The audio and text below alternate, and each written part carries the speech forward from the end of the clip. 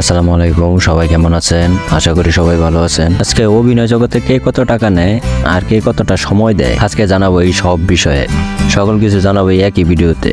তাই মূল ভিডিওতে যাওয়ার আগে অবশ্যই চ্যানেলটি সাবস্ক্রাইব করে আর একটি লাইক করে আমাদের পাশেই থাকুন। প্রথমে যে আছে নীলা আলমগীর, যিনি আমাদের অনেক বিনোদন দিয়ে থাকেন। বর্তমানে ছোট পর্দার সব থেকে ফেমাস একজন অভিনেতা বললেই হয় তাকে, যিনি ছোট পর্দায় একের পর এক জ্বর তুলেই যাচ্ছেন। তিনি গত বছর প্রতিটা নাটকের জন্য 80,000 থেকে 1 লাখ টাকা নিতেন। এই বছর তিনি 1 লাখ থেকে 1,20,000 টাকা নিয়ে থাকেন। আবার দুইয়ে যে আছেন অপূর্ব, চালকদের কথা অনুযায়ী তিনি সবার থেকে বেশি পারিশ্রমিক নিয়ে থাকেন। তিনি প্রতিটা নাটকের জন্য 3 থেকে 3.5 লাখ টাকা নিয়ে থাকেন। আর 3 নম্বরে যিনি আছেন তিনি হচ্ছেন ফারহান আহমেদ জোয়া। তিনি একজন সুদর্শন অভিনেতা। তিনি পারিশ্রমিক হিসাবে প্রতিটা নাটকের জন্য 1 লাখ টাকা নিতেন।